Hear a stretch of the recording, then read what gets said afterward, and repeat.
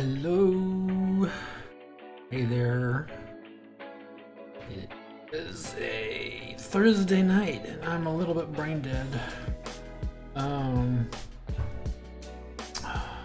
but we're gonna make the most out of this hour regardless. So if you've seen any of the other streams, you might know that I periodically help out with some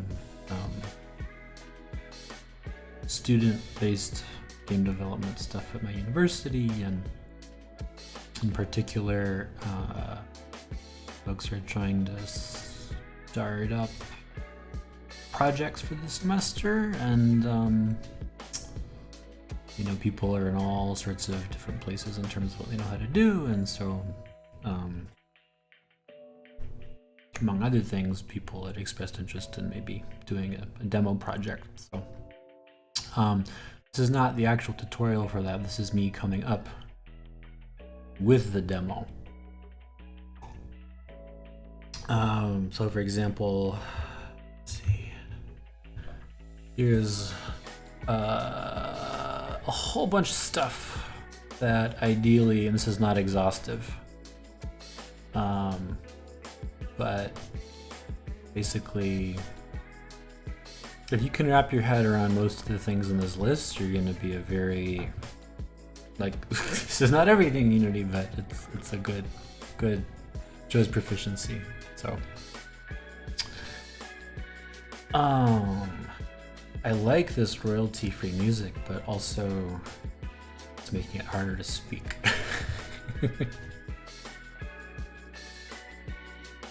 Maybe I can crank it down for me,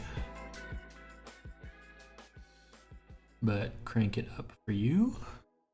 Nope, that puts it in the noise floor. Well, middle ground, we'll leave it there. So anyway, in the spirit of all of this,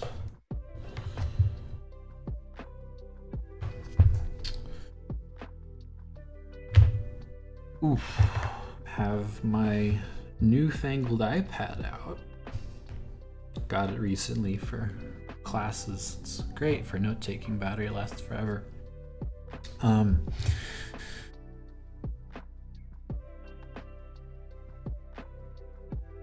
Oh boy, yeah.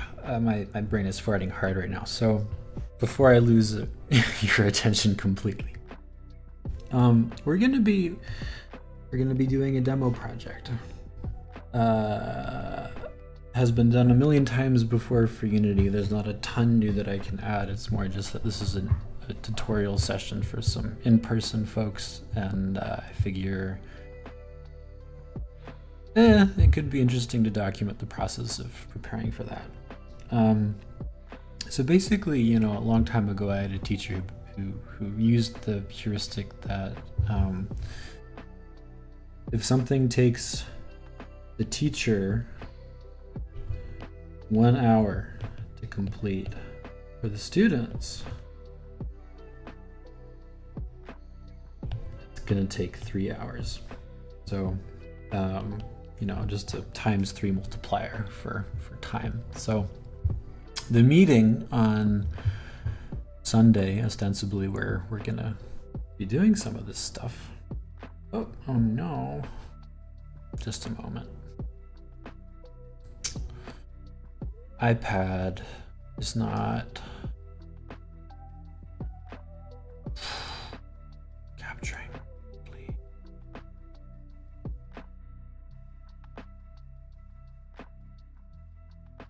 Try this again. Could be my face for a moment. Nope. That sucks. Here, we can try this again. I apologize. If you're watching this on demand, just fast forward.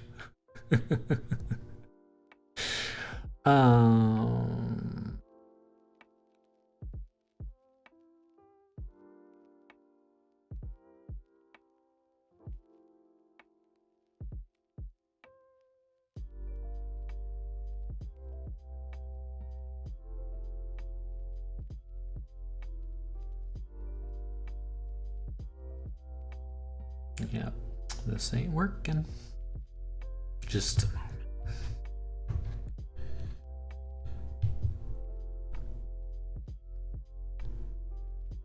This worked yesterday, but you know, it's my first time doing it live, so of course it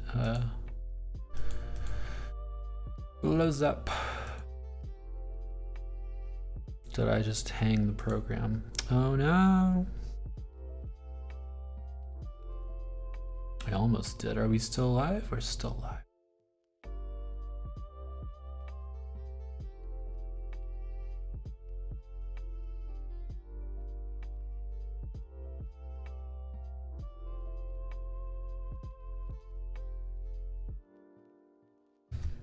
There's one other thing I can... Ooh.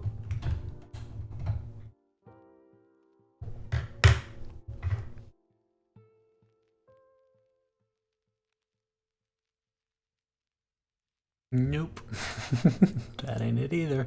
There we go. Okay. A lot of plugging things in and re-plugging them. So anyway, if you're here still, here's what is going on. Basically, a teaching heuristic I was taught a long time ago is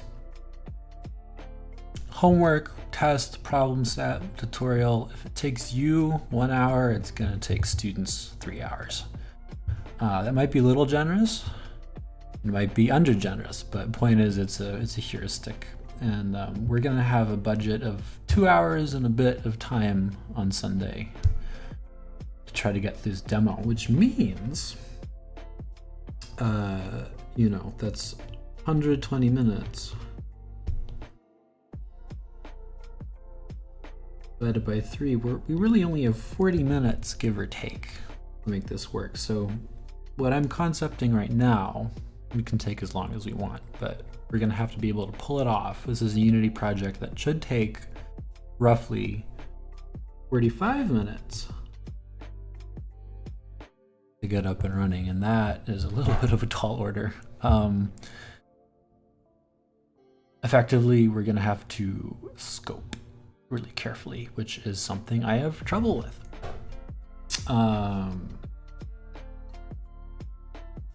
But you know, when you have this little time and the people you're working with don't have a ton of technical knowledge, the sorts of projects that are doable quickly tend to be action-oriented, physically based, and have really tight game loops, gameplay loops.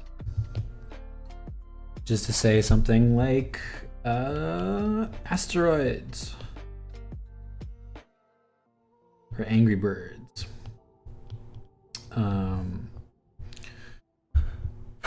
There's a couple things that I want to hit on.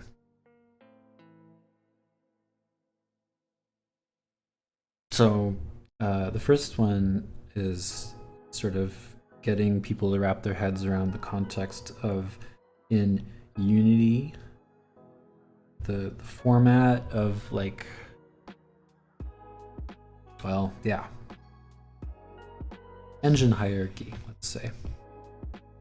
So that's everything from, like, what's the order of lifecycle callbacks?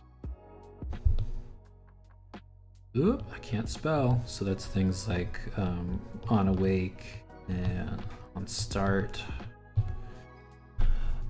But also things like, you know, scenes versus game objects, prefabs, components. Like, all those things are different, and they're sort of these atomic building blocks for a Unity project. And we've got some people who have no idea how to code in C#, let alone anything simpler like Python. And then at some point, we're gonna try to get Git in there, but that's not gonna fit in a 45-minute run through. Um,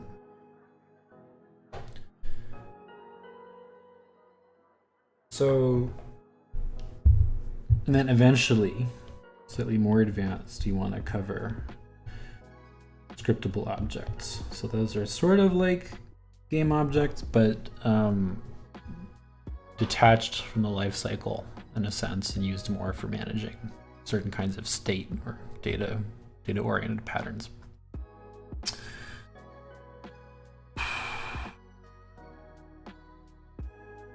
So, you know, I like, and then there's something else. In terms of patterns, speaking of, I want to introduce object pooling, singletons, and observers, subscribers. I can get all that in to a 45-minute project with a little over 2 hours to explain it. That'll leave people in a fairly good place.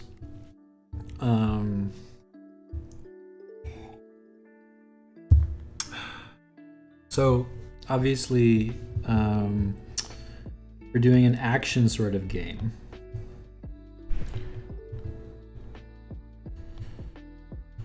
Then really the easiest thing that's gonna get all of this stuff involved is something like asteroids or a shoot 'em up. And to some degree, like, you can do a little bit of all of these things. Also sort of involve some like very primitive procedural generation, proc gen. So that could even be something like Flappy Bird.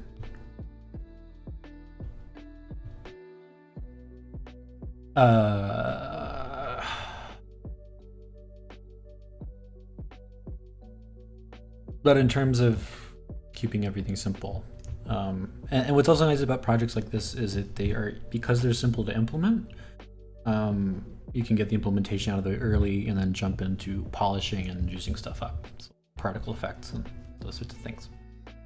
So we're gonna do some kind of hybrid of like asteroids with a shmup, and that's gonna let us set up some entity systems where we're reusing some behavior, and that'll let us look at, you know, maybe polymorphism, definitely decoupling. But anyway, heading back up to these patterns right here. So if we think about object pooling, that is stuff like in asteroids, like debris. In a shmup, it's projectiles, stuff that you would otherwise be instantiating a lot, but that has performance overhead. Singletons is basically just a game manager, maybe a UI manager. In fact, actually,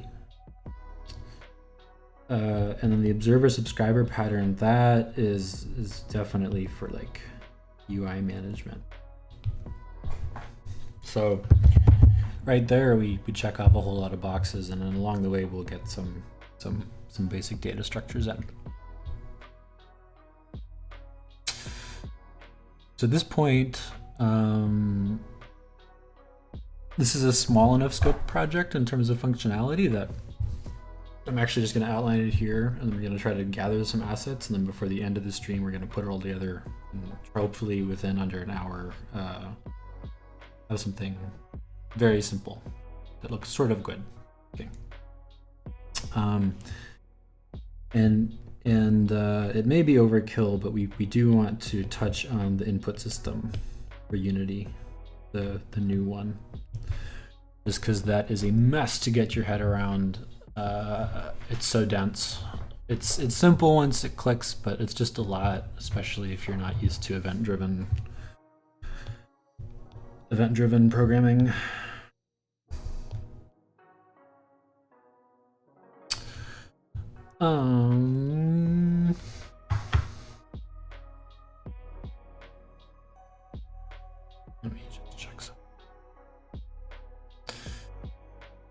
Yeah, let's see.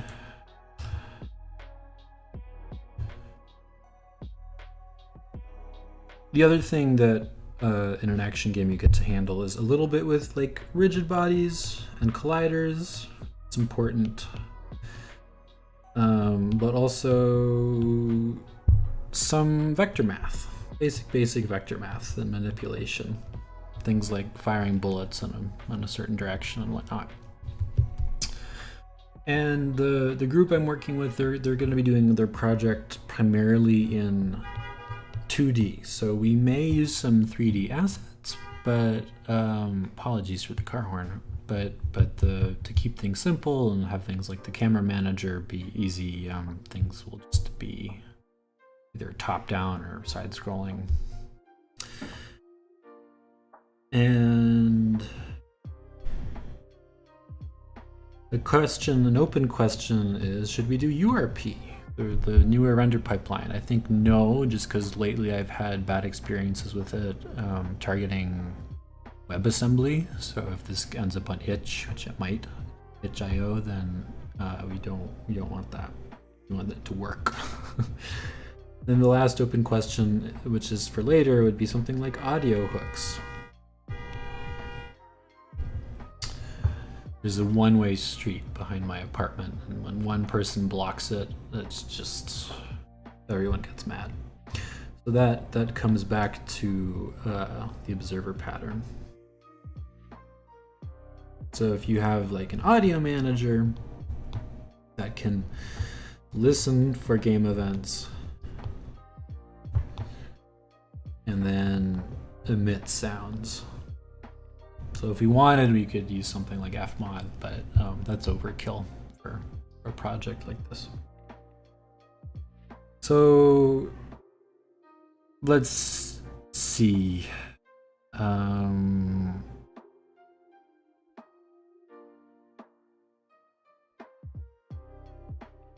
Could have some kind of, what's our theme? And something like spaceship, germs in a petri dish, maybe even vegetables in soup.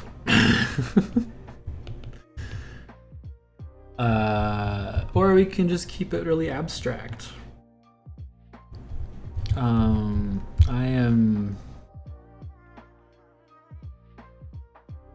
What am I leaning towards?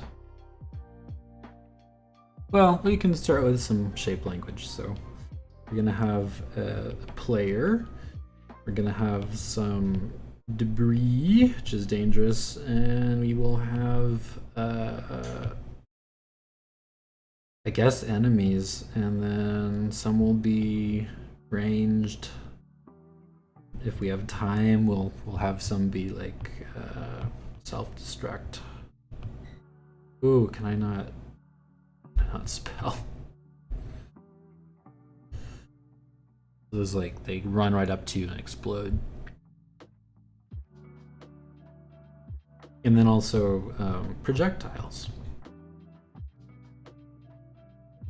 Player, enemy, and then some kind of VFX, which is optional. May or may not be a particle system. So if we do it, it'll be an asset that we can drag in from before. So state-wise, for managers, we're gonna have one for audio, and maybe even one for particles. I don't actually know. I think that might be overkill. We're gonna have one for level state, player health, and that's also gonna drive the UI. I don't know if those should be separate.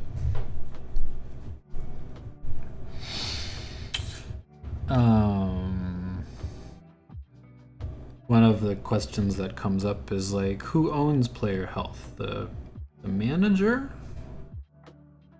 or the player instance? And that's you can debate that. We'll make a decision. So entities loosely are going to be just things that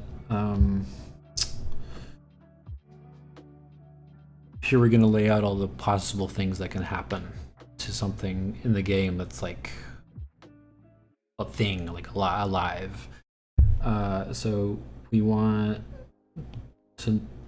them to tell us to broadcast when they've been spawned in, when they are damaged, when they are dead.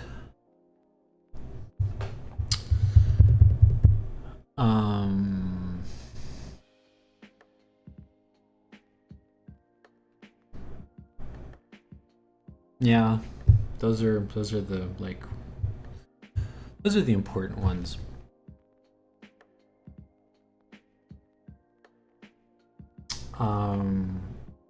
And they will have, you know, certain fields like this is not UML or anything like that. It's all kind of hodgepodge improvised. But basically they'll have like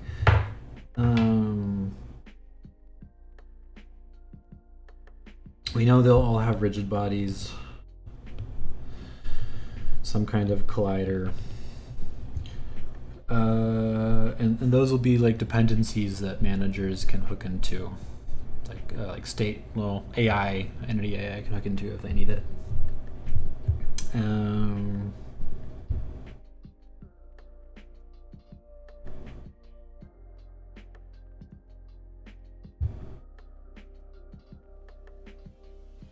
But then also there's going to be things like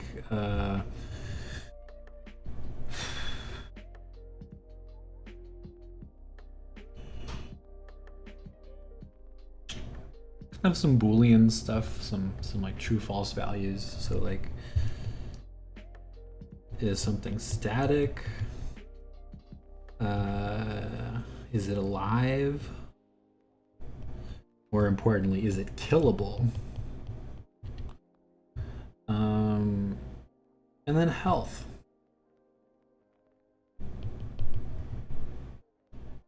/ max health.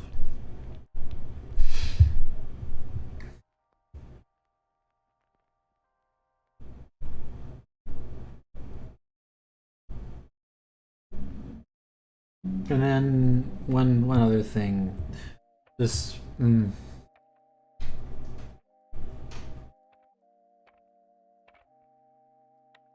this is a useful one to have. Like, is it dead?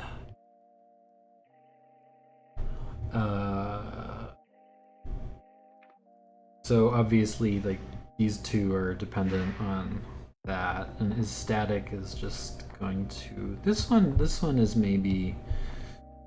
That's a maybe, but it would basically say like, does this thing, is it influenced by physics?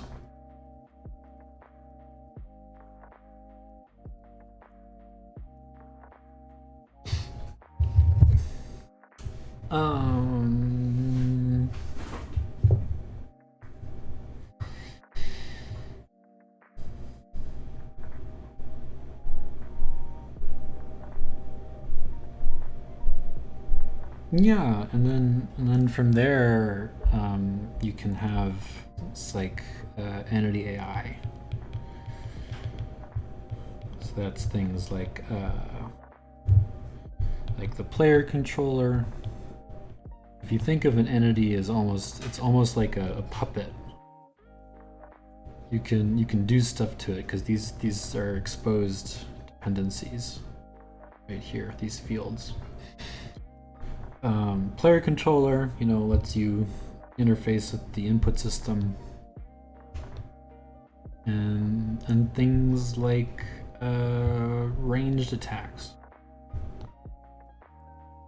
and things like that. Ranged attack.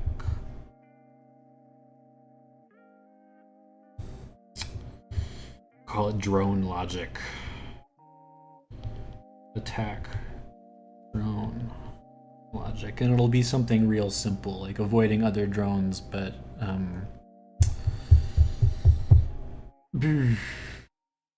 trying to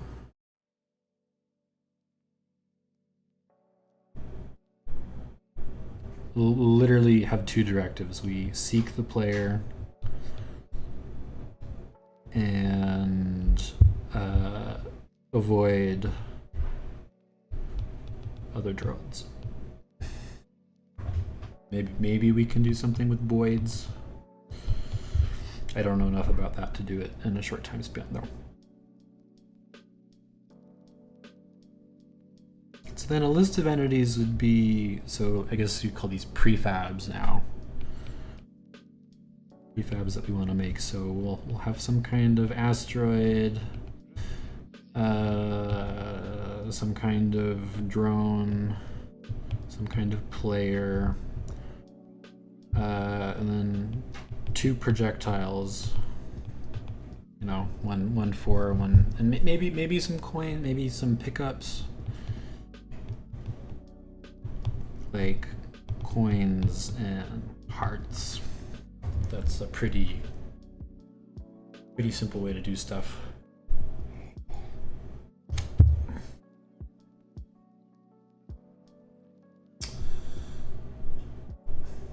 Yeah, and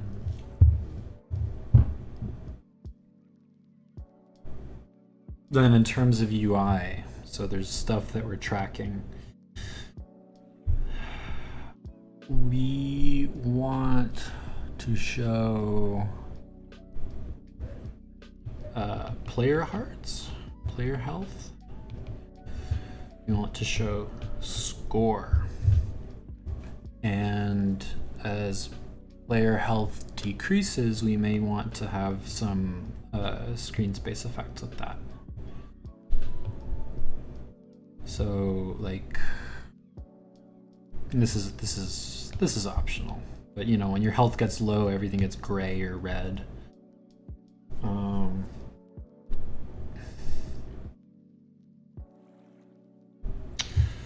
And so those are fields.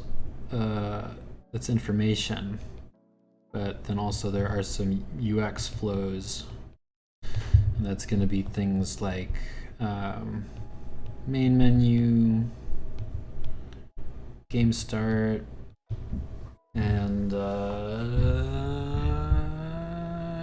then also the game over, play again. And that's about where we'll leave it. So in terms of the flow, here's a chance for us to say, so start is going to go to, you know, the game start screen.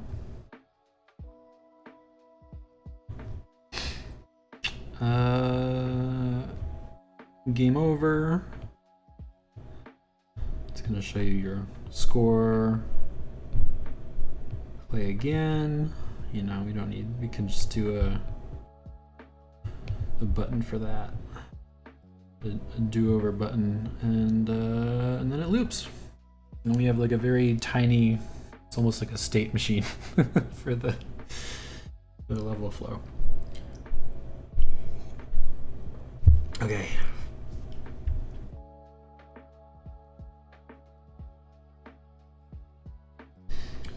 Up here with the managers, so level state also includes things like proc gen, enemy spawning.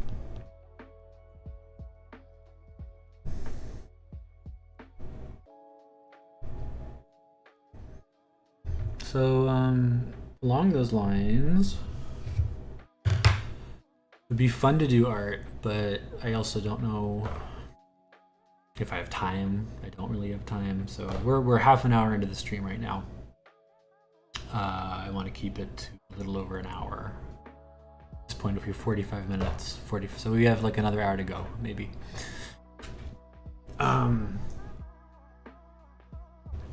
And to that end, can try some placeholder stuff. Let's see what's out on the internet. There's the Kenny guy, he makes some cool stuff, but also could just draw things. Yeah, but we don't really have time. Public domain pixel art. Let's do it. Open game art. Yeah, there we go. Let me just get this up there for you.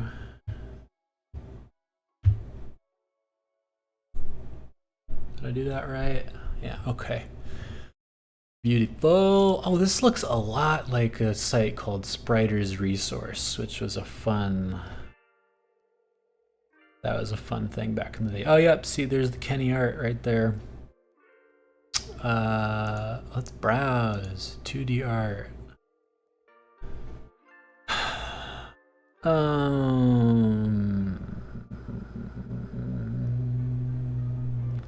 Share alike. Oh boy.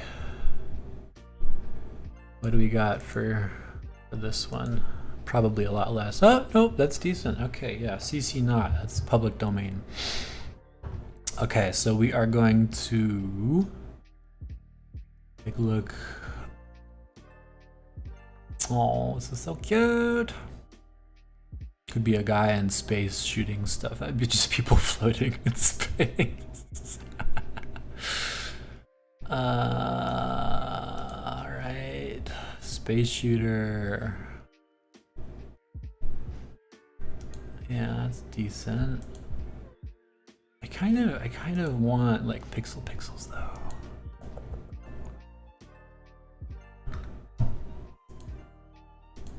How about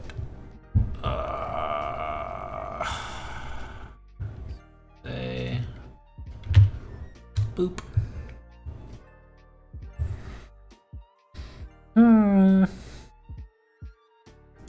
This is so cute. It's all so cute. Oh my god.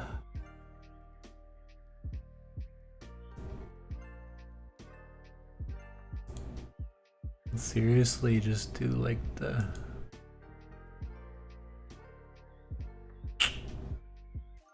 We could use all the stuff we just outlined on paper.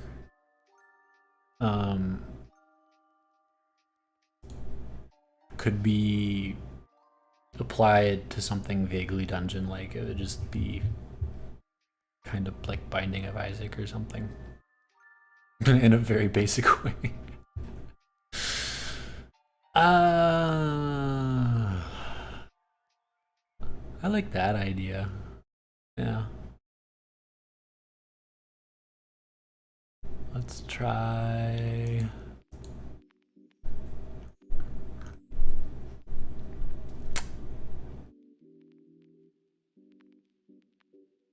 Let's take a look. I've never done this before. Chibi RPG character. Oh, they cute. Okay, we need to make a choice quickly. I like Zelda. Zelda's fun.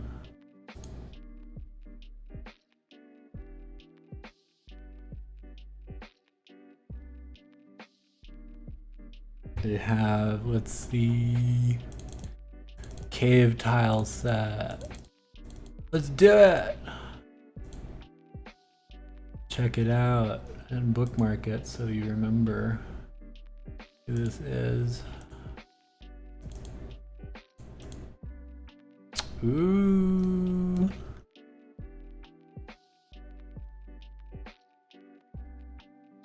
I'm gonna have a fun time learning how to turn off anti-aliasing for this because I don't actually know how tile sets work in Unity. That's an important constraint, actually.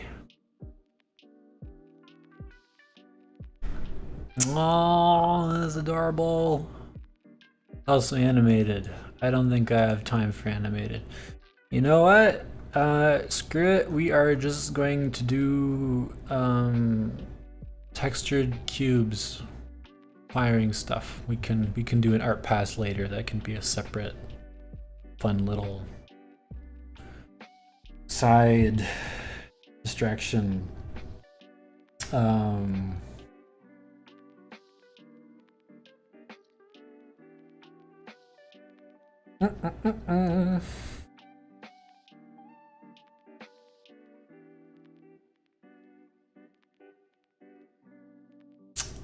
Also,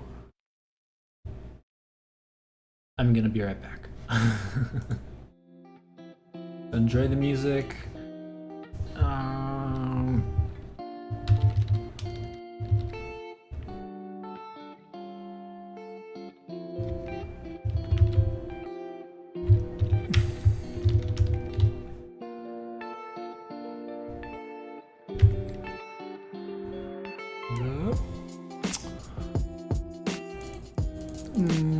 Yes. Okay.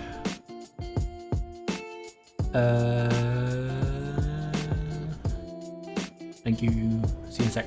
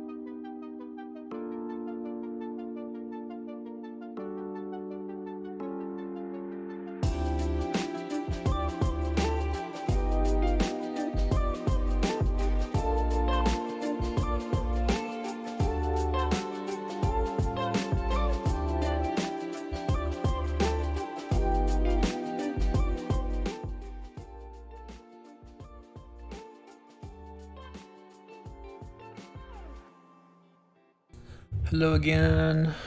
We're back.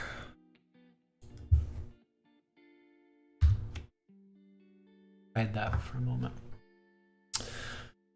Okay, we are ready to dive in. So it is currently 40 minutes into stream.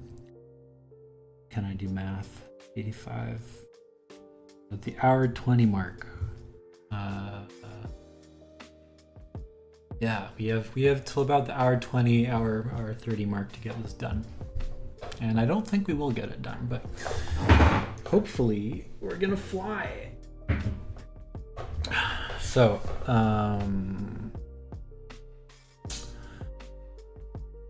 first you gotta set up a project.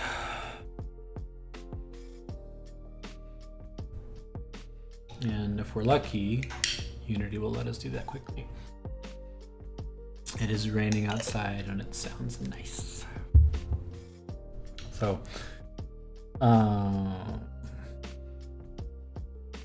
Lego micro. I should really open those up and see what they're all about because they look cool.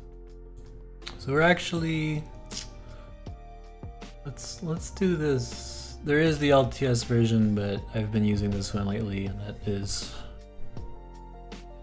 stable enough.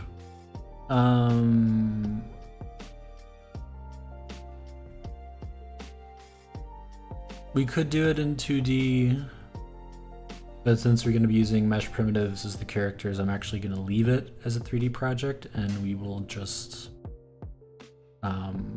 track the camera player. So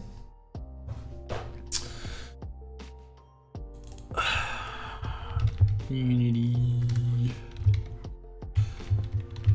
Asteroids 101, give it a nice name, 3D Core, and here we go. Clicking the button, and I don't know. Okay, that's good so far.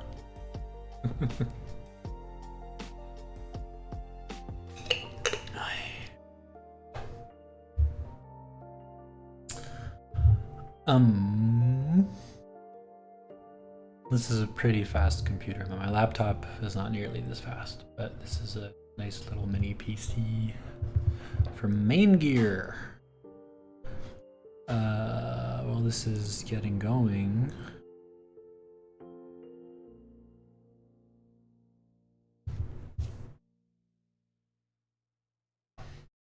Yeah, this is taking, I remember. The thing I don't like about Unity versus engines like Godot is just the overhead. There's just so much overhead. Projects are huge. Build times are insane.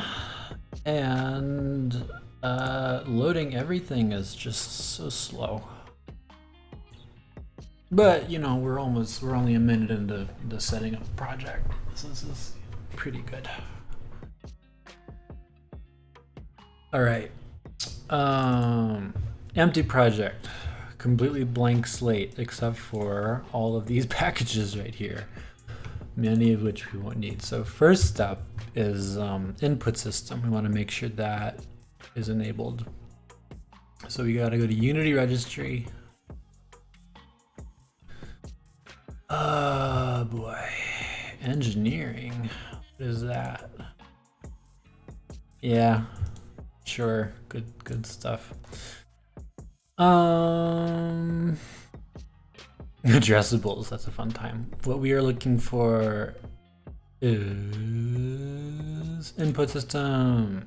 Why this isn't the default, I don't know. I guess it's still not. Maybe it is considered stable now. It says release. Awesome. Okay, we'll install it.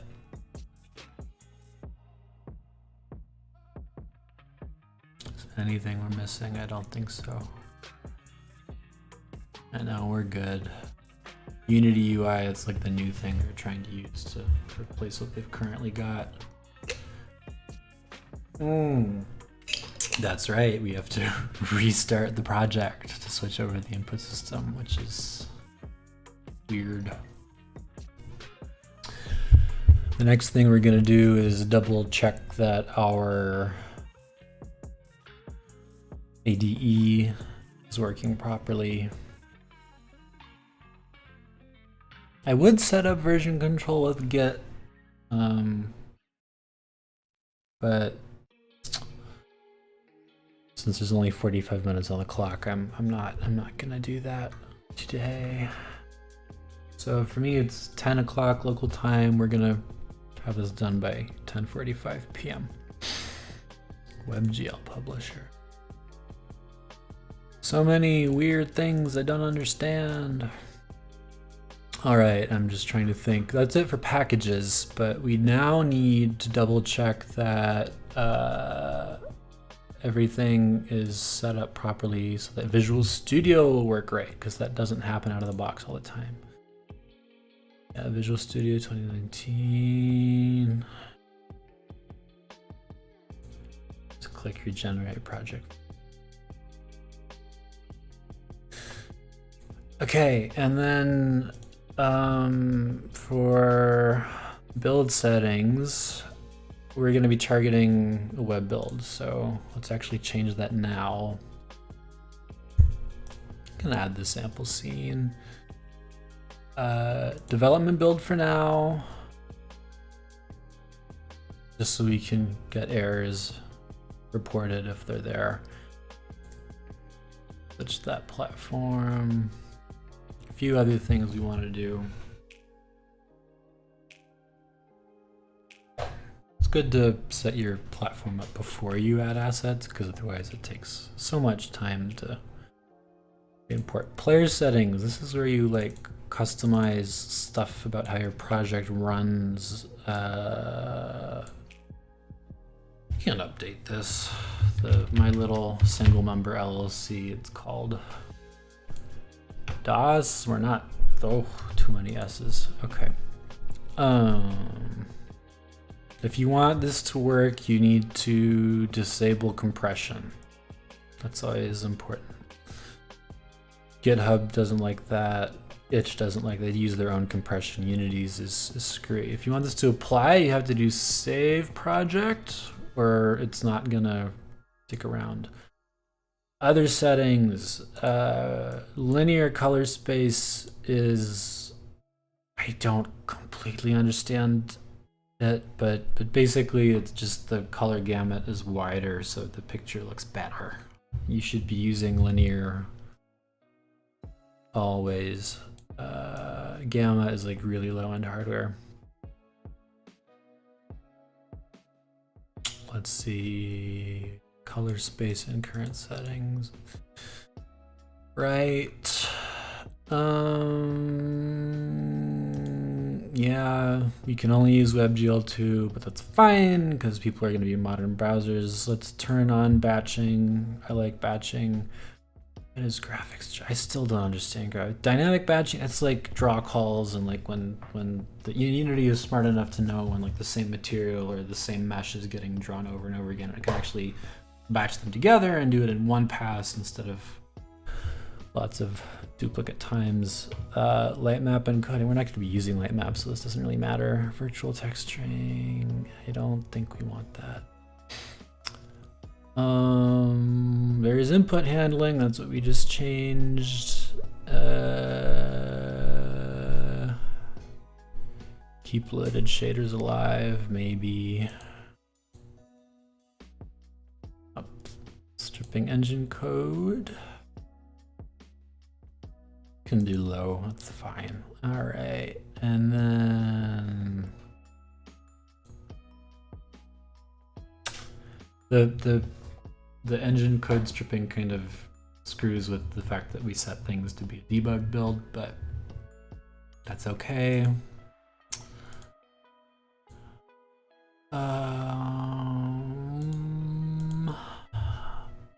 Okay, save those settings again. Graphics.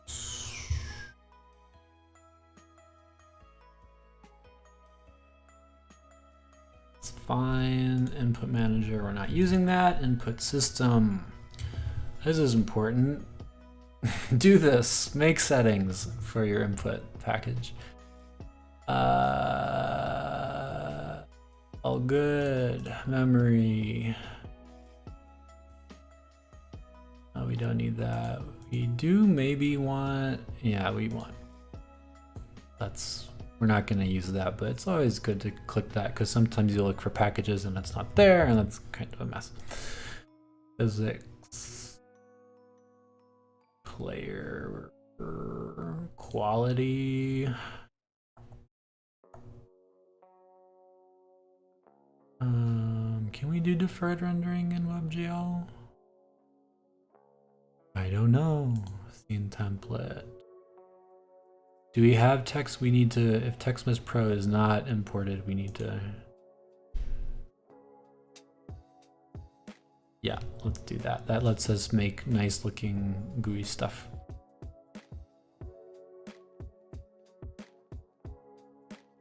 Okay. Visual scripting, this is not a VR project. All right, save it all again, and now we verify that it works. So before we do anything else with the project, we just want this to work in the web browser, and sometimes it doesn't because Unity's awful like that. So we click build and run. The way I like to handle this is this will not get checked into source control. Just make a folder called builds. And for WebGL, you just need to give it a directory that it can write to. It's not like a package.exe or anything. And bam, it should go pretty fast because there's literally nothing on this project, and it will hopefully open up in Firefox and work. 10:08, so we've burned a good chunk of our time. Given this is all config, I'm willing to make an exception for that.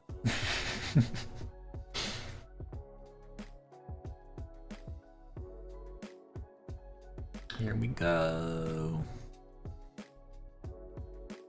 WebAssembly is kind of wild. It's literally just you take your C code and you transpile it into JavaScript, which is like, why would anyone ever do that? But you have to get it to run in browser. And but because of like V8 and the Node runtime and all that, no, not Node runtime. Node uses V8, but the V8 runtime, you can actually get JavaScript instructions to go pretty quick compared to native. Almost there. And the nice thing is, like, this stuff, part of the build caches. Like, this is incremental. It's gonna take a while this first time, but when we do it going forward, it should be good. And for the most part, we'll be living in the editor player, not going into web. But it's good to check your target platform every once in a while, just to make sure that things aren't exploding.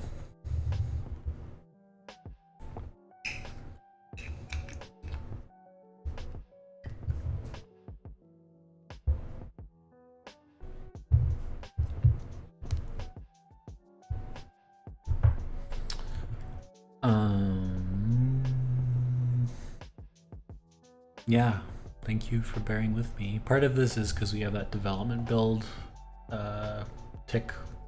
It's taking longer because the code is not as stripped down.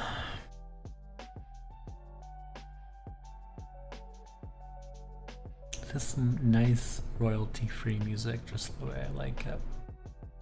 Hey, we might be able to. Can I pull out the? Nope, I can't. Basically, there's like a bytecode file right here that's getting worked on. Game binary or something. I don't remember the exact name.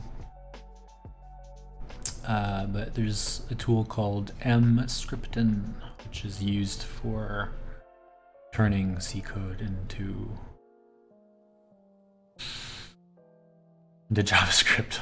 Here we go. Okay. Yeah, don't allow access on a public network, just private. There you go, we did it. We're good. Wonderful. Nothing to do, but it's there, running on localhost. So that's step one. The build is working. Okay, step two. We're gonna pop on back over into iPad land. If I can get iPad land to function. Just a moment. I think if I had a Mac, I could stream the iPad directly to the Mac, but I'm actually using a cam link. Because I'm crazy and on Windows. Right, now let's see. There we go. Did that work? Nope, it is frozen. Okay. And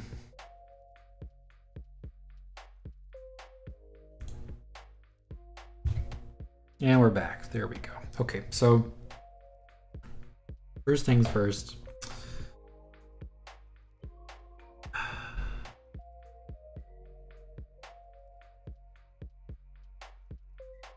I'm wondering in my head, do I want to do 3 separate scenes, or do I want to do? Yeah, let's just do 3 separate scenes. That is okay. So we're gonna rename this one game I have loud neighbors, and then we're gonna call this one menu. Our menu, okay. Oop. We're gonna make one more and call it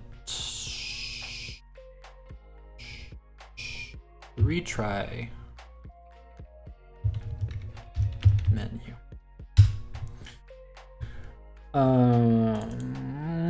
Here's some easy fluff. So they all look the same right now, but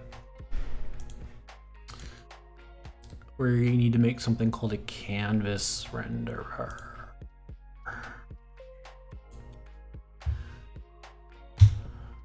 And screen space overlay, that's fine.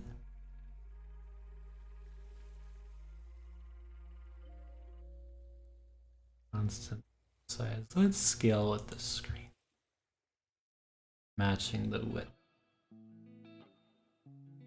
Event system. Click that button, that's important.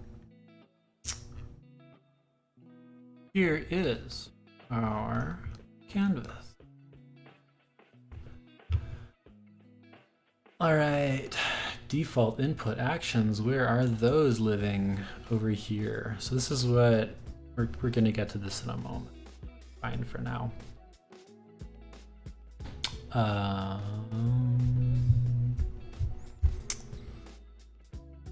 For now, inside of this canvas, we want to make some text. I call this title. Anchor it to the top. Move it. W key. Can I center things? I think I can. Yeah. Just for now, call it Asteroids 101. Oops. I don't really know how to work with Text Mesh Pro very well, which is unfortunate. But that's roughly centered. We're not here for the UI. Maybe we should be. Oh Lord. Okay, there's our title, and then we're gonna have a button. Can I do that? Yeah, cool. Button. I'm gonna call it start button.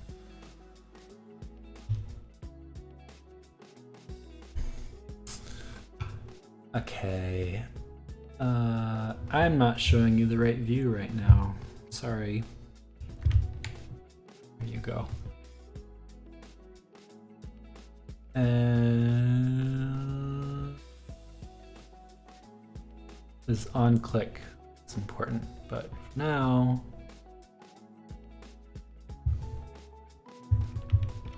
I can make it bigger, make it nice and big, and just have it say.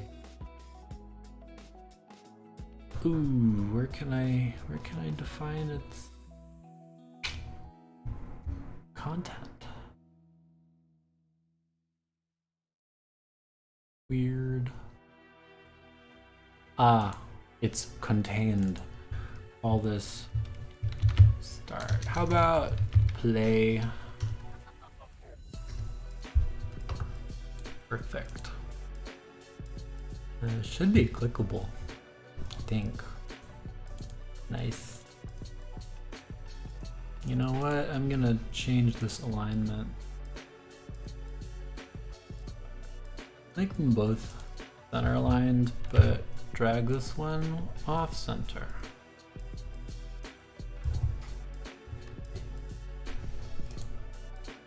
And for our camera, we're gonna clear, not with the skybox, but a solid color. And have it be spacey and purple. There we go. I like that. 1017. Got half an hour left.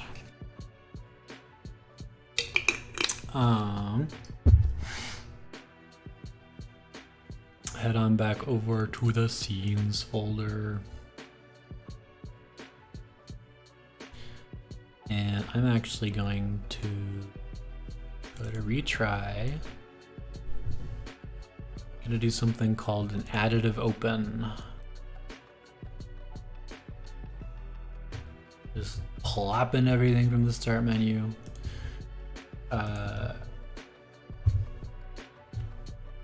Drag everything from start menu into retry, and then unload it and remove it. Save that, and now we're just gonna go in here and tweak some stuff. So instead of asteroids 101, we're gonna say you died. And in addition to that, we're also going to have a field called score.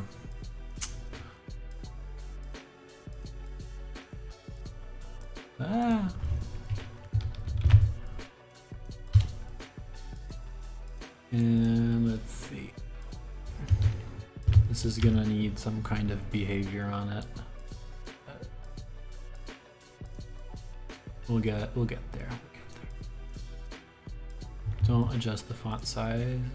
Scale the thing. All right.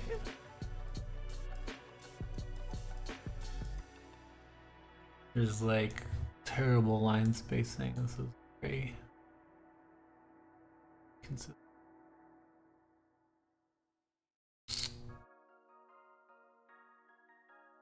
Oh. Now we see how this looks. Goody swag. And our start button, we're gonna name that retry button.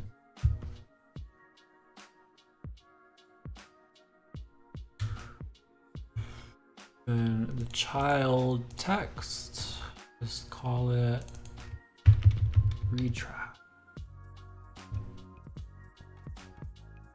Okay.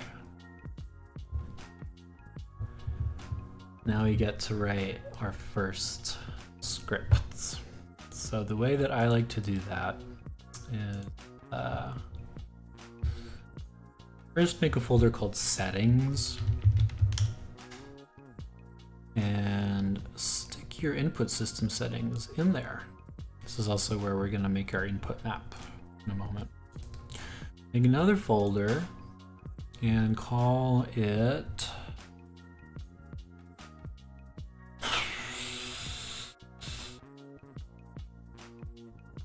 scripts. This is where our project scripts will live. Make another, we're making too many folders here. Call it UX. That's fine. This isn't necessarily UI. This is the flow of different scenes. And here we're going to finally create C# script, and we're going to call it retry button.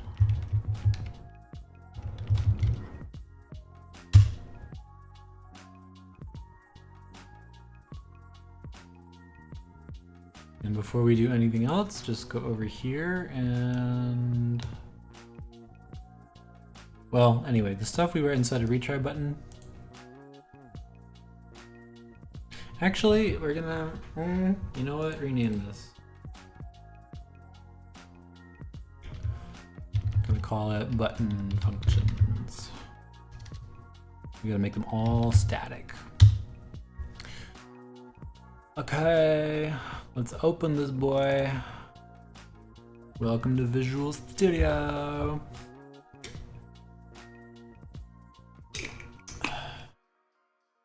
Here is our project. We need to make this name match button functions. Should be right there. Here we go. We're gonna do something called namespacing, which is just like, it's almost like making dividers in a folder so that you can group stuff more intelligently and so that you can avoid names clashing. So like Unity engine is a namespace, system is a namespace, and there's sub namespaces like collections and collections.generic. We're gonna make a namespace. We're gonna call it, oh my god, I cannot type tonight. Asteroids, and here specifically this is part of asteroids.ux. So loosely the namespace should match the way that you are laying out your directory structure. So like this script lives inside of the UX folder. We don't need either of these things actually, because we're gonna have it, oh, what's this called? Public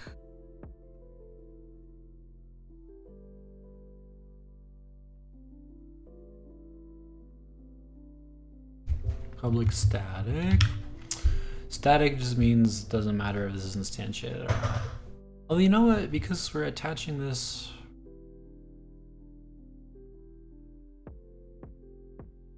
This is me getting into parts of C# I'm just comfortable with, but let's call it public static change scene.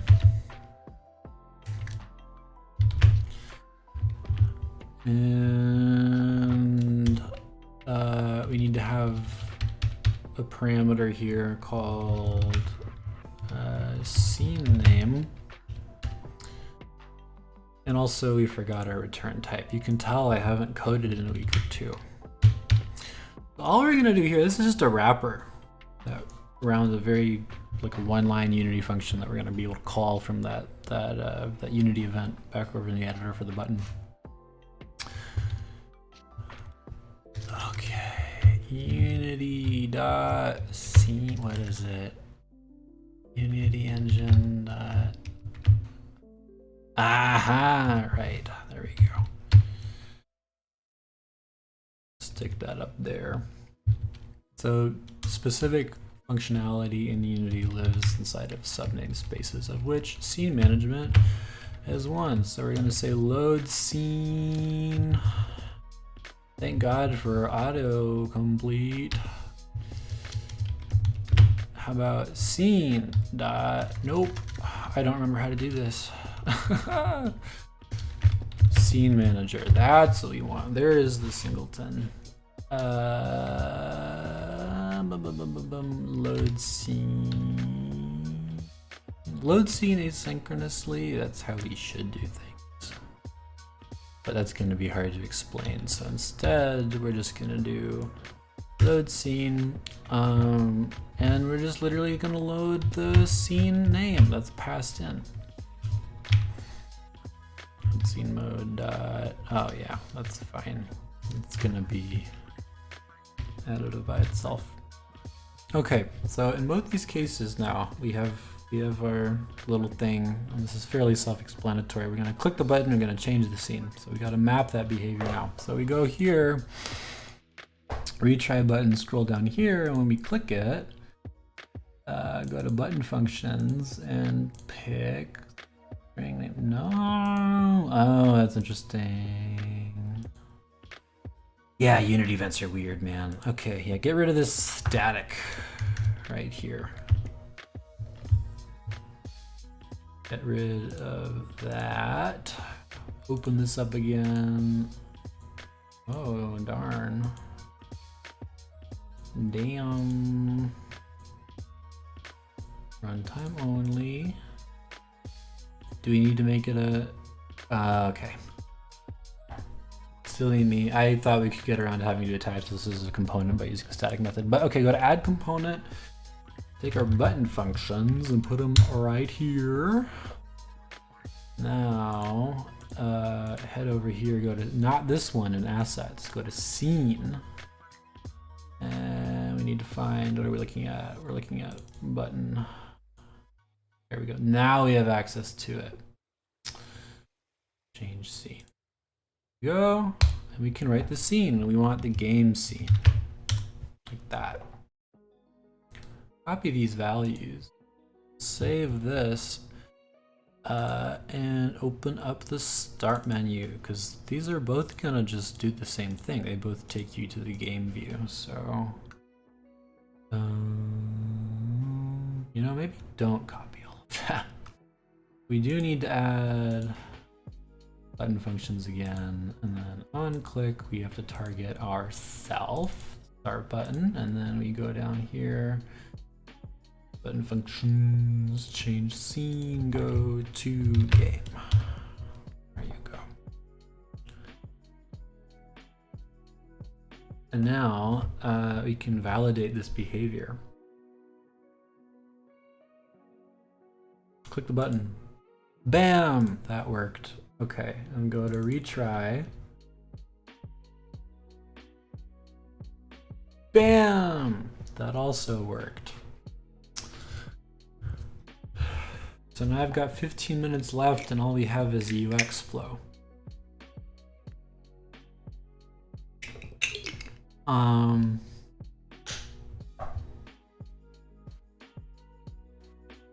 Let's just see how long this takes. And we can pare back the scope as needed for when we actually do this in person on Sunday.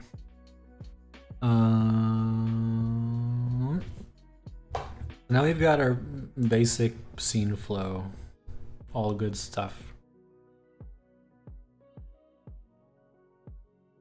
Switch back to the actual game scene. This is where the magic is going to happen. We can leave the 2D view. Can we leave the 2D? Well, as long as we're talking about UI, let's like make a canvas again. So this is where we're going to keep all of our visual information. It's going to add in an event system, which is also important for input stuff. And screen space. Skill with screen size. Perfect. And then the only thing we want to do is we're going to make an empty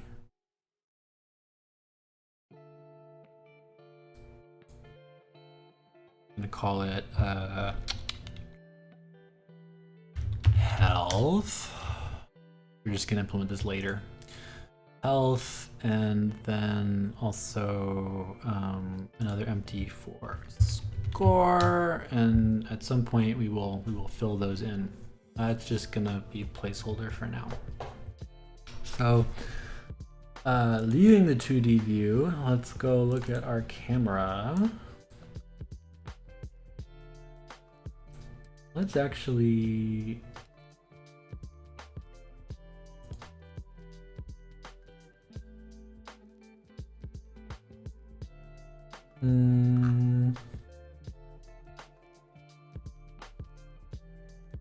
this is fine. Yeah, we'll do it from the side. That makes sense. So, if you want to make it look a little bit more like we're in space, it's just a fun little trick. You rotate this thing and you get a different look, which is kind of cool. Good for now, but we don't need that. We do need is to start making some visual assets. So one thing, let's make a 3D object. I want the player to be a capsule. Call them player. And along those lines, take that transform, reset it to 0, hit F to focus in. There you go.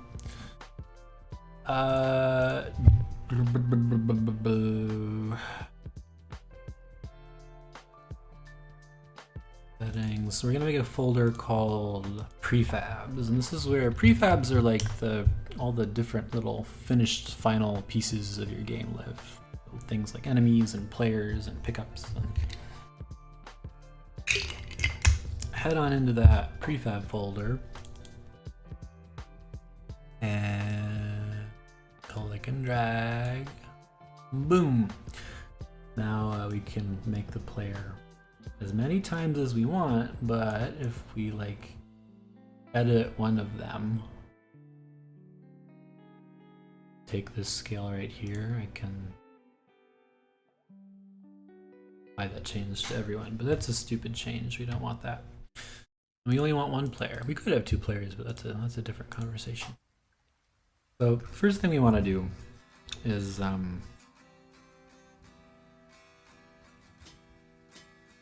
have some sense of player motion.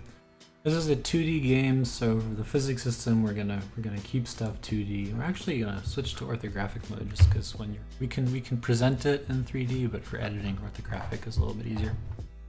So for 2D physics, we need something called a rigid body, but not the regular one. We need the 2D one. And this capsule, remove that and replace it with a capsule collider 2D. And then we add a rigid body. We don't want any gravity right now. Gravity is a no-no.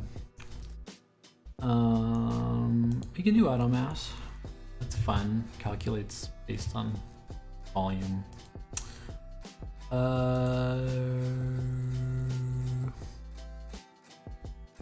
Okay. Did that count? It worked out. Okay, nicely done. So apply these changes. Here's the thing, we can actually edit this in here directly. Yeah.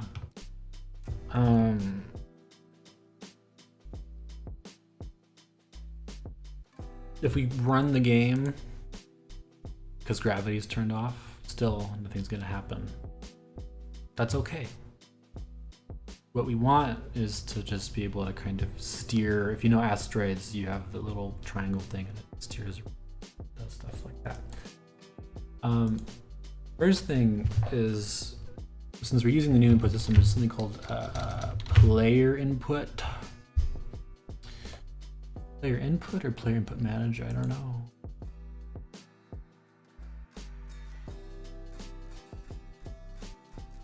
Let's see. We could use the default input actions asset, but that's not, let's not do that. So here's the next step is we're gonna hook up input. So head into settings and do create.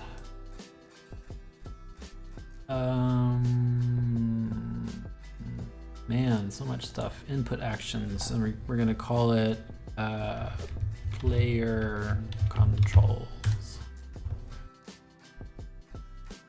Unity magic. Okay, control scheme.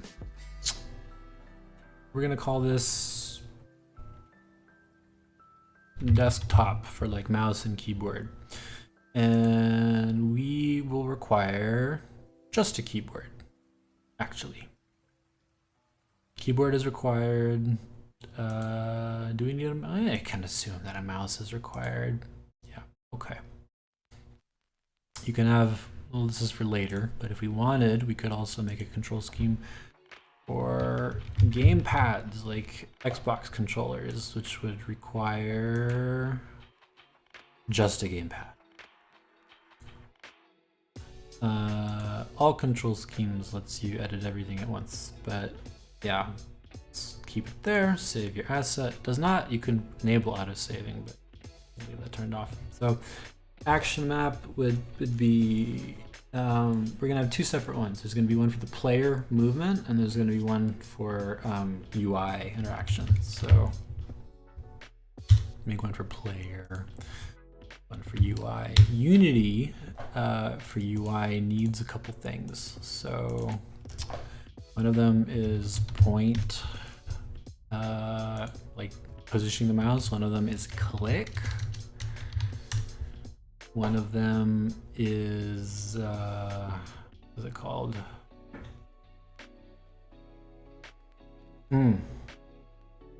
Let's try move. That's if you can select things with arrow keys and then submit, which is when you like hit enter. So these are all actions that aren't bound to anything yet. So bindings is what actually takes like a keyboard input and assigns it to an action. For the player, we're gonna want to have something called move, also not to be confused with the move inside of UI, but they are basically the same. And also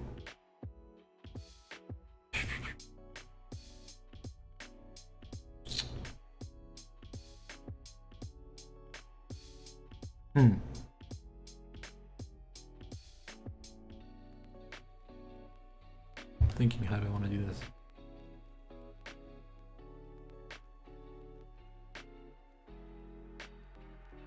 We're gonna do this the very, very, very simple way. Maybe. If we want to do vector math, we shouldn't do it the simple way. Player is not gonna have a generic move action. In asteroids, there's thrust and then rotation.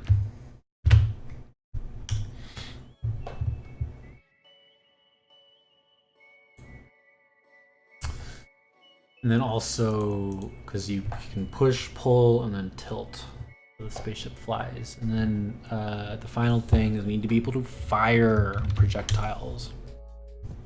So thrust is gonna be a value, gonna be an axis. Rotate, also gonna be an axis.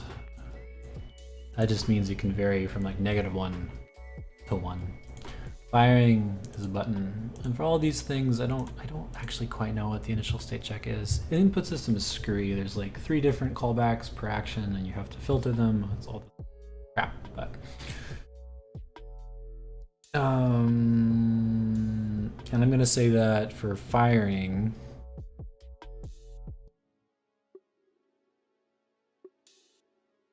it's okay to hold it.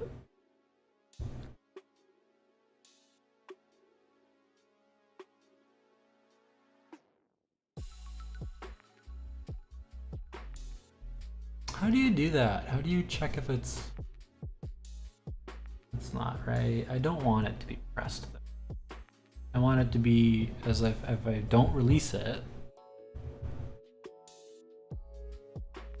Bleh, I may have to do that in code. Yeah, okay, that's fine. Yeah, so what we're gonna have to do is check for when the action starts and when it's canceled, and if that's how you toggle stuff. We're gonna do WASD for now. Actually, this is the part where when we get into bindings, we actually want to differentiate individual control schemes. So let's start with desktop. No binding. What do you mean no binding? We don't want any global bindings. Clutter, clutter, clutter.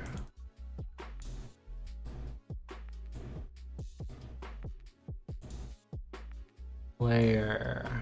Okay. We are going to add a binding, but not just positive, negative, because we're using 2 separate keyboard keys. We actually have to do this thing called 1D access. And we're gonna make it the W key, and that's the positive component, only used in desktop processors. And then the S key for negative thrust, and then rotation, same deal. A for counterclockwise motion, right? Yeah, because rotating in. it's a little counterintuitive, but in math, usually a positive rotation is counterclockwise. So that A does that, and then D is gonna be negative. Okay, and then for firing, let's just have it be space. Nice. Okay, that's the basics. Pointing, a little bit different. Go back to all control schemes. Action type, this is a value. And it's a vector 2, it's the mouse position. Click, that's a button. Move is the value, it's also a vector 2. Submit is also a button. Save that. Let's get specific. Desktop point. Okay, binding. Mouse. I can just do pointer. That's fine. Pointer position. Yep. There you go. Click is going to be pointer. Press. And then move, that's gonna be, this is a composite, so delete that. Up, down, left, right. There you go. And now that same thing we were doing before, listen for W, S, left, and for submit, we can actually stack stuff. So I'm going to say both listen for space, but also listen for enter.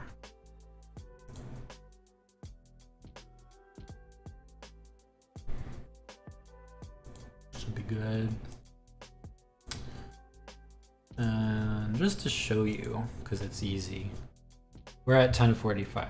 10:45. Okay, out of time. Haven't gotten anything done. Yeah, this is not gonna fit into 45 minutes. So it's important that we finish it and time it and see how long it does take. Let's go to the gamepad scheme. So for thrust, we're gonna make that. I actually happen to have a gamepad plugged in. Boom. And we want the left stick like that. For axis. And then for rotate, we want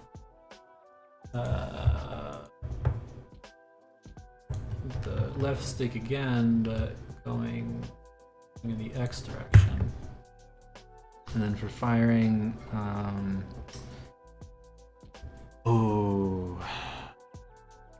I'm gonna say we'll do the right trigger.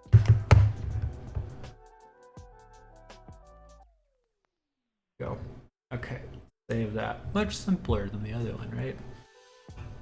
For UI, pointing, nope, that doesn't make sense. Clicking doesn't really make sense either, but moving you can do. And you can do that either with left stick or with the D-pad. And then submitting is going to be either starting or the A button. Save that. Now here's a cool part. Now that this is configured, if we go back to the scene, when we look at our event system, what we got to do is swap out these actions. Player controller. Pointer related actions should generally be set to pass through. This is true. I forgot about that. That's okay.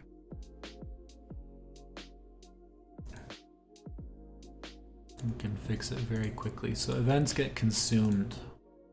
And if you don't set it to pass through, then the UI events will block some of the player events, which is frustrating. These all to pass through.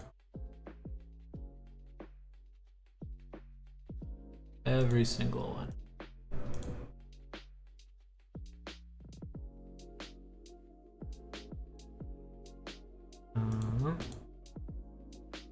Okay, and save that. Head on over to the other scene. And same thing, go to player control, save that. So here's the cool part. I am holding a controller, and theoretically, if I hit A, nope, that's not going to work because we did not set first selected to anything. That's important. So this right here, set that, new start button. And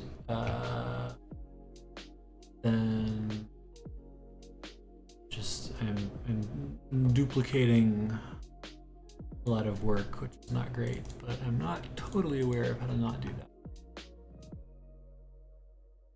The retry button, save, play. Should be selected. There you go. Now it works. I did that with the button, but at the same time, it should still also respond to mouse input. And what's nice about having set up all our actions like this ahead of time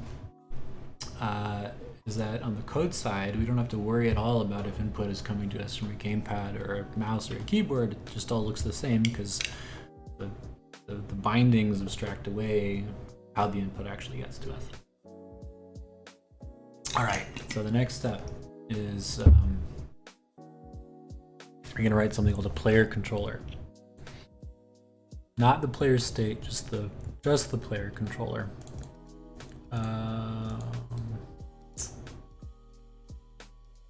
And we're gonna add it inside of Visual Studio because sometimes weird stuff happens if you try to do that from within. So add a new item. And is Unity one of the things? It doesn't look like it. Give it a name. We're gonna call it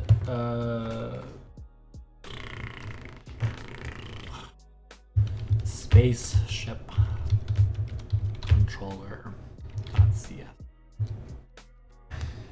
And it gives us a bunch of auto-populated stuff all up here.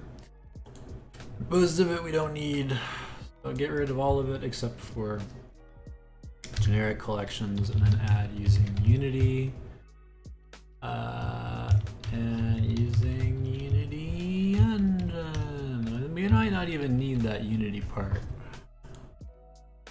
No, we don't even need the Unity part. Okay.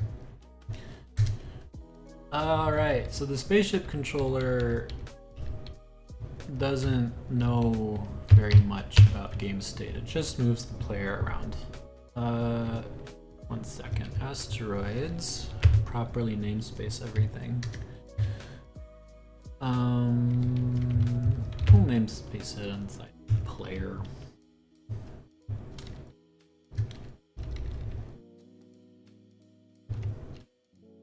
Did I do that wrong? I do that. Fudge nuggets. Try that again. I didn't need to do that. I'm sorry. Okay. Yeah, make this a public class so that we can instantiate it from outside of this context. And also, make sure you inherit from mono behavior. Otherwise, you can't add it as a component. Now we're going to get into something called class members, which is a fancy way of saying the stuff in the Unity inspector that you can edit. So serialized fields, the way that we say that we want to make a private variable exposed just in the editor, but not have it be exposed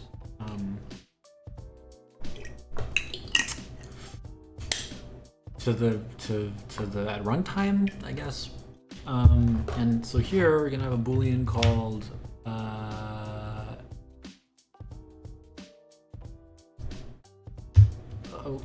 is enabled, and for now we'll set it to true by default.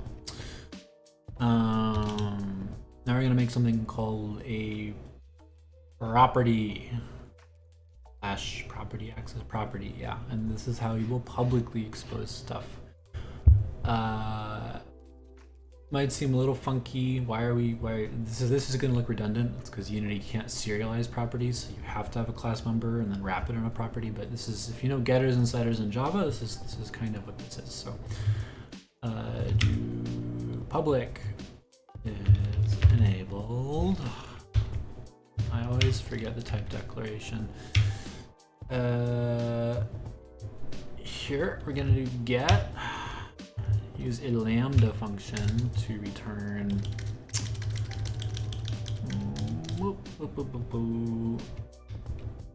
get is enabled, and then for set we will just do it like this. We say is enabled equals the value,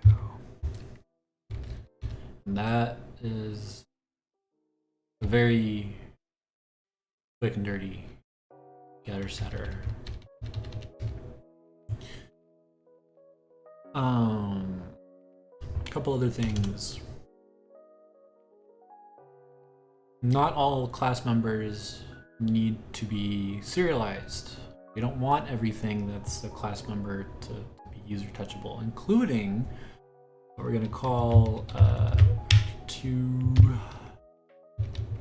movement vector, and initialize it as vector2 dot 0. Because it's a struct, that's a compile time static value. You can do that. If it were a class instance, you couldn't make that assignment.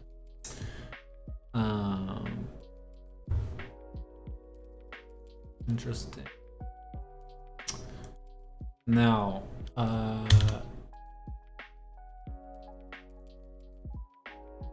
couple other things we need to keep track of. And these fields we do serialize because we have to assign them in the inspector. Do we have to assign them in the inspector? No, we're going to assume that. So spaceship controller, I'm going to attach it to an object, but you can only do that if this object has a rigid body 2D. We want a collider.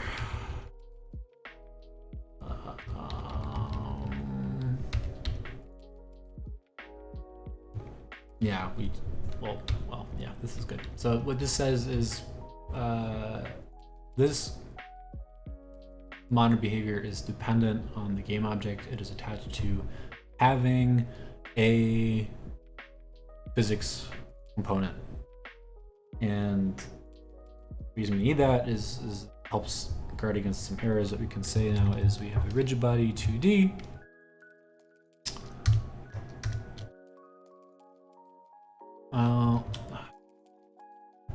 We can call these dependencies. The rigid body 2D.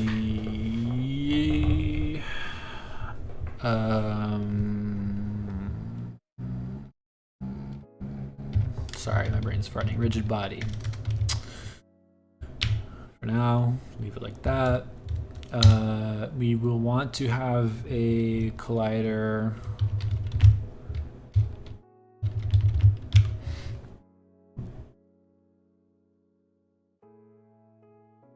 Like the primary collider. Do we? For now. If you have a complicated object with lots of colliders, you want a way to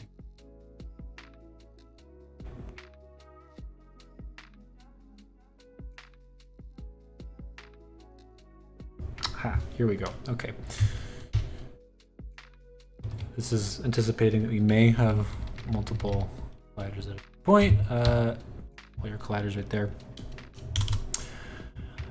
Getting into Unity lifecycle stuff. Private, not even private, we don't need to say that. Private is implicit in C#. Void awake. And then void start. For awake, that's where we set our internal dependencies. So we can say things like rigid body equals get component rigid body 2D. And colliders equal to get components plural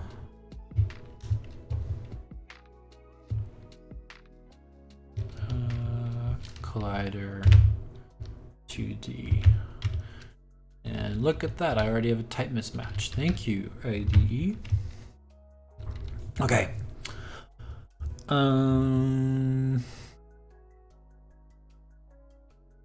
Good so far. Now we want a publicly exposed function. And this is called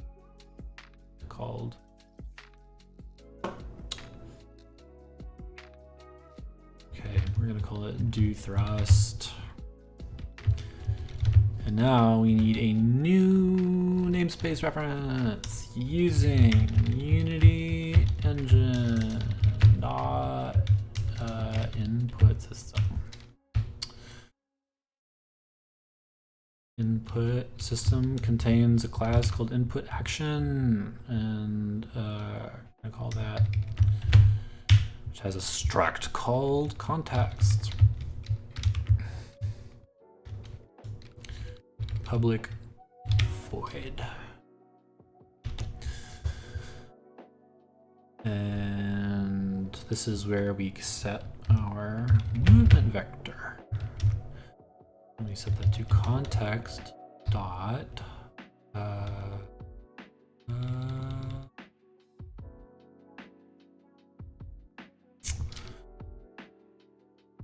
read value. Here we go. Oh no.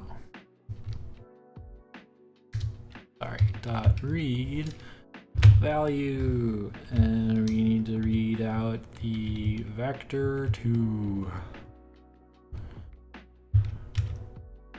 There we go. But we only do that if thrust was just performed. So this is where it's important to know that in the Unity input system, when you first perform something, it starts, and then it is performed, and then it is canceled. So if you just do this and don't do a check, you do a button press, it'll fire 3 times, which is really confusing. If context dot performed, it's a nice little Boolean. I can be very sloppy with my brackets. There you go. And similarly, we can, what did I call it? Spin something, settings, rotate. Yeah, that's fine.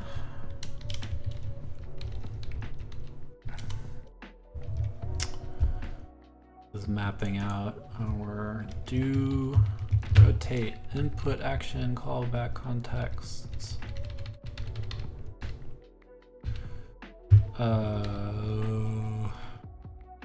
Oh, my word. Yep, this is for a different sort of. Yeah, this is assuming if we had like a 3D character.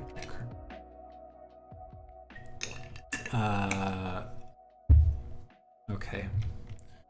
We don't need a movement vector. We just need thrust. Thrust force. Nope, just call it. Well, yeah, naming conventions are always hard. 0f float rotation force. Call it torque. thrust, torque. And now we can have some serialized stuff like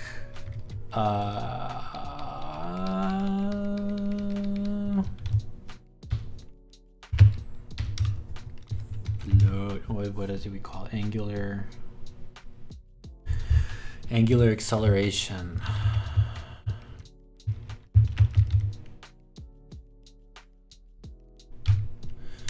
And also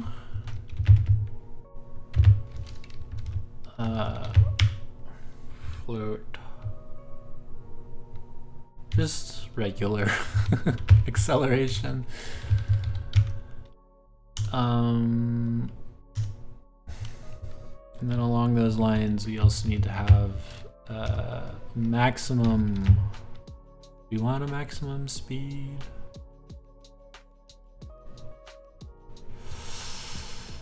Yeah, we will. Okay. Max angular velocity. And we're gonna do that in degrees, degrees per second. How many? Let's do 2 rotations per second. So that would be 720 F. And I like to leave a little note. Degrees per second.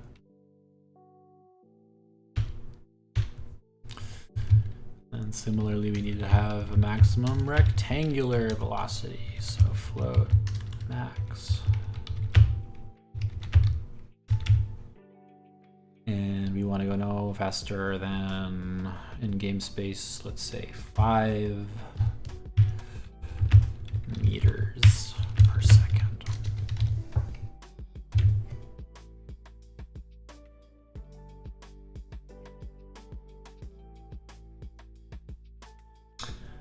And then this angular acceleration, this is the, the F equals ma. This is what we're going to target.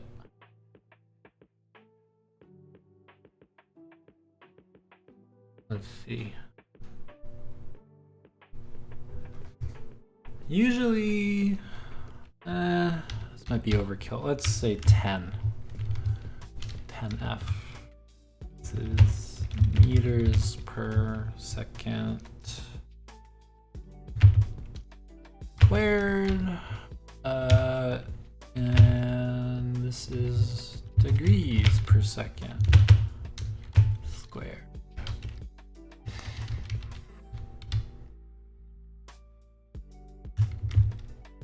Call it 1440. And then we're gonna have to do some math for converting thrust and torque and all that sort of thing, but or maybe we don't. I'm not sure. We manipulate the velocities directly. We might not have to do that. All right.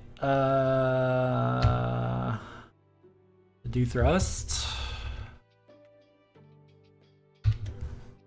Need a float.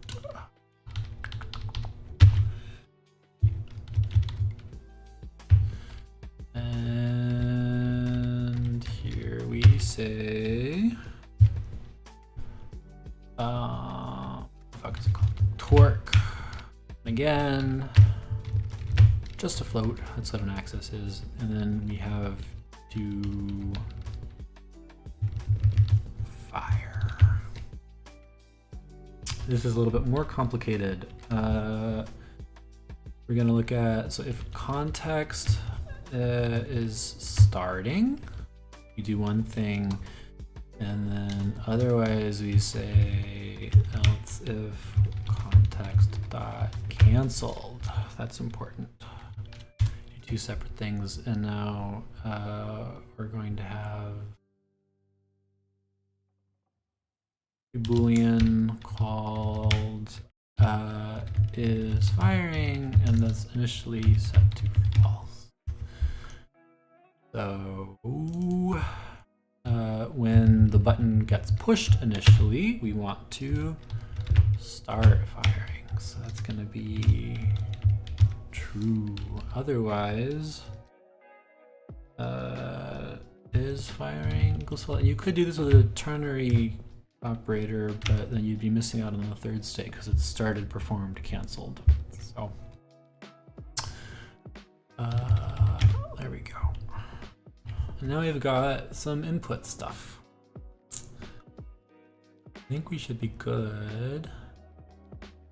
So since this is a physics routine, we're going to do fixed update instead of regular update, because in physics you want your time step to be fixed, otherwise you get janky stuff happening with things like that.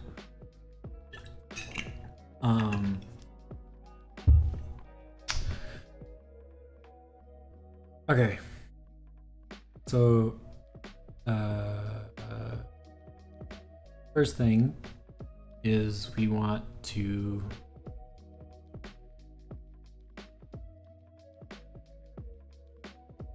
apply.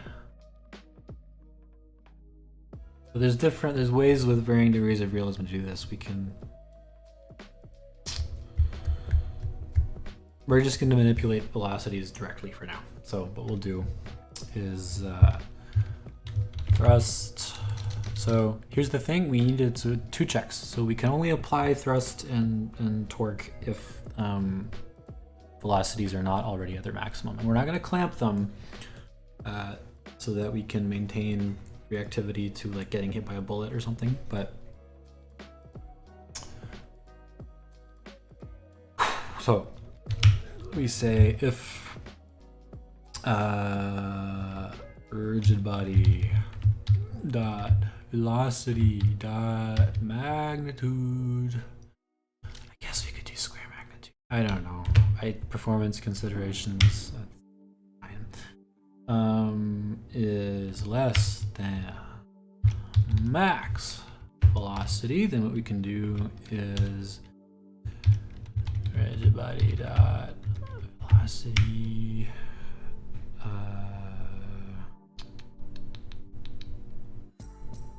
This is a vector. Okay.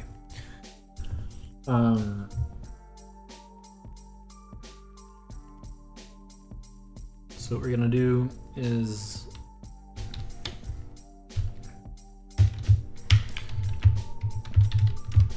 this far. This is the local variables. I like to use abbreviations. Direction normalized.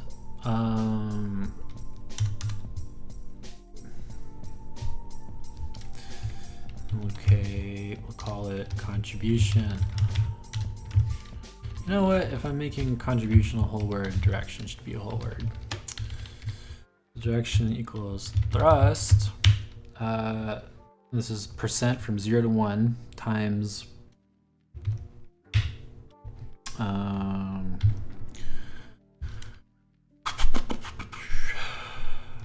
acceleration times time dot fixed delta time, because we're in the fixed update, not plus, I'm sorry. And then that scalar value multiplied by direction, and then we'll say rigid body dot velocity add the contribution. And then we do a very similar thing for the angular velocity, which is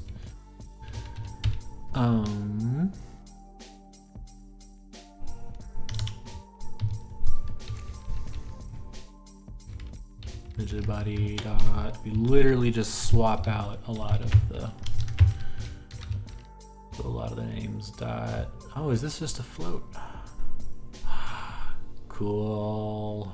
It's just a float because it's yeah, clockwise or counterclockwise. It would not be that if we were in ED physics. So max angular velocity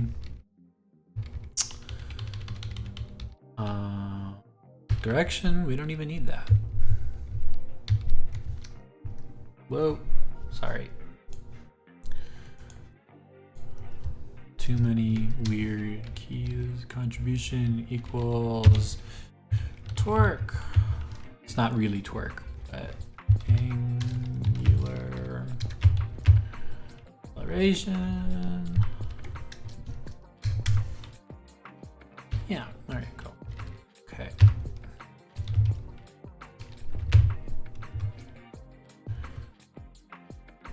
All right, that's the basis of a character controller. Nothing in start yet, but I'm not sure. We won't need anything in start for a moment. Let's come back over to Unity. Hopefully everything is loaded. Scenes, game, player. Open up that prefab. And now we can assign an input action. Player controls, default scheme. Let's assume people are on a desktop. Default map, player, UI input module. I guess there's no event system inside of the theme, but that's fine. Behavior, send messages. We actually want to Unity events. There you go. Yeah, perfect. All right, and now add a component called spaceship controller. And look at that. All our default values are auto-populated.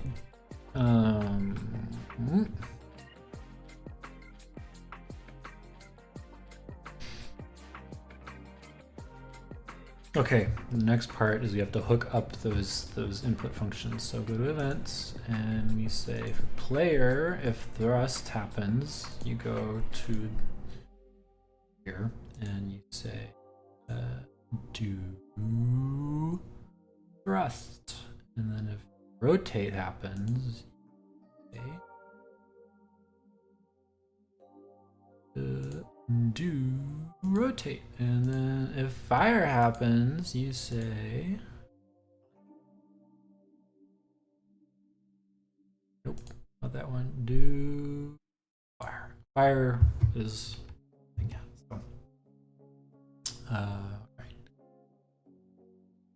Let's head back out into scene view. Let's see what's up. We might get some errors. So far so good.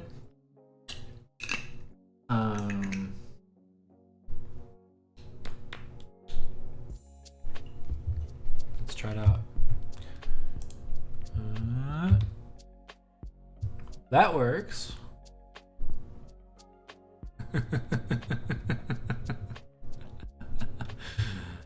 Oh boy. Oh boy. Yeah, we need to do some tweaking.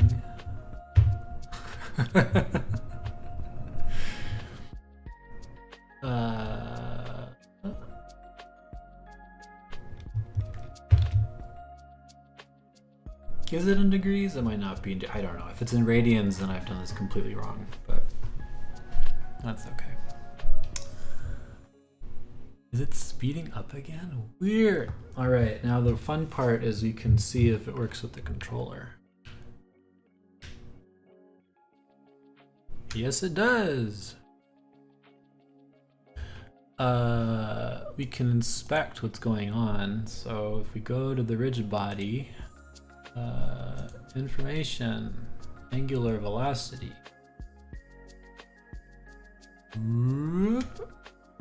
That is high angular velocity. Okay, so that means our guess is, yeah, the max velocity should be way lower, shouldn't it?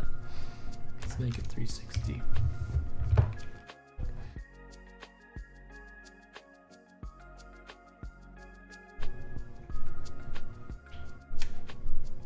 Yeah, so we're too high right now.